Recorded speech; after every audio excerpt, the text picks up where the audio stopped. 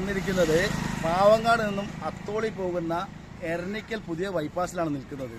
ഇവിടുത്തെ ഒരു ദയനീയ അവസ്ഥ ഞാൻ കാണിച്ചു തരാം. അതായത് ഈ പാവങ്ങാട് നിന്ന് അത്തോളി, ചീക്കിലോട്, അന്നശ്ശേരി, കുറ്റ്യാടി, പേരാമ്പ്ര ഭാഗങ്ങളിലേക്ക് പോകുന്ന റോഡിൻ്റെ സ്റ്റേറ്റ് ഹൈവേയുടെ ദാരുണമായ ഒരു അവസ്ഥയാണ് ഈ കാണുന്നത്. അതായത് ഈ റോഡ് പൊളിഞ്ഞിട്ട് ഒരു വർഷത്തിൽ കൂടുതൽ ദിവസങ്ങളായി, കുറേ ദിവസങ്ങളായി ഇത് നിൽക്കുന്നത്.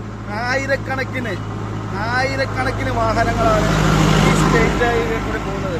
നിരന്തരം രാത്രികളിൽ ഈ പാലം കടന്നു കഴിഞ്ഞാൽ നിരന്തര രാത്രികളിൽ അപകടങ്ങൾ ദിനംപ്രതിയുള്ളതാണ്.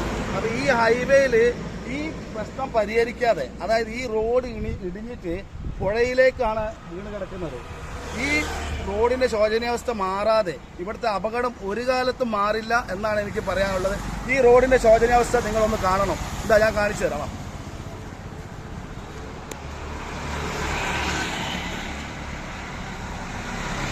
ഈ 4 വീപ്പ വെച്ചിട്ടാണ് ഈ റോഡിൻ്റെ നിയന്ത്രണം കിടക്കുന്നത്.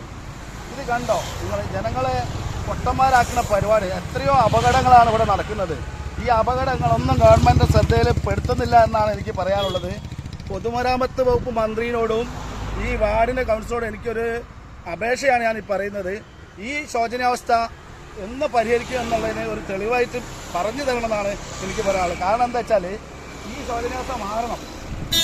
ഈ ശോചനീയാവസ്ഥ മാറിയിട്ടില്ലെങ്കിൽ ഇവിടുത്തെ ജനങ്ങൾ വളരെ ദുരിതത്തിലാണ്. ദിനംപ്രതി ഹോസ്പിറ്റലുകളിലേക്കാണ് ആളുകളെ കൊണ്ട് ഓടുന്നത്. ഈ ശോചനീയാവസ്ഥ മാറ്റിയേ മതിയാകുള്ളൂ എന്നാണ് എനിക്ക് പറയാനുള്ളത്. ഇത് നോക്കിയാട്ടെ, 50 മീറ്ററോളം ദൂരത്തിലാണ് റോഡ് ഇടിഞ്ഞു കിടക്കുന്നത്. ഈ താഴത്താണെങ്കിലോ പുഴയാണ്. താഴത്ത് വെള്ളം കയറുന്നത്, വേലികയറ്റത്തിന് വെള്ളം കയറുന്ന സ്ഥലമാണ്. ഇവിടെ താഴത്തേക്ക് പോയാൽ ഒരാൾ ശ്രദ്ധയപ്പെടൂല. ഇവിടെ കാട് മൂടി കിടക്കുന്ന അവസ്ഥയാണ് ഈ കാണുന്നത്. അപ്പോൾ ഇതിനൊരു പരിഹാരം ഉണ്ടാക്കി തരുന്നതാണ് ഈ പൊതുമരാമത്ത് വകുപ്പ് മന്ത്രിയോടും ഈ വാർഡിൻ്റെ കൗൺസിലറോടും പറയാനുള്ളത്.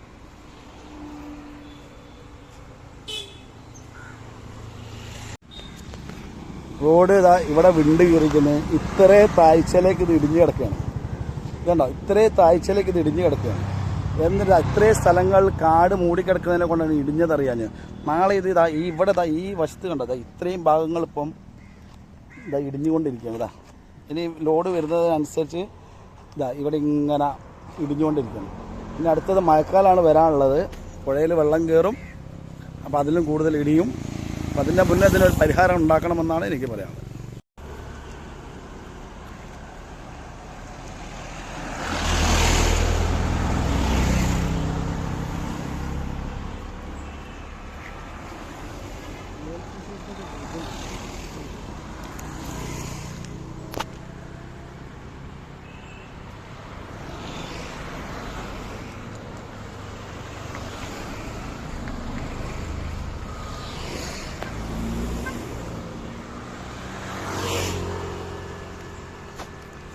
നൂൽപ്പാലം എന്നൊക്കെ കണ്ടിട്ടുണ്ട്. അതാ ബസ് പോകുന്നുണ്ടോ? നൂൽപ്പാലത്തിലൂടെയാണ് പോകുന്നത്. കണ്ടോ?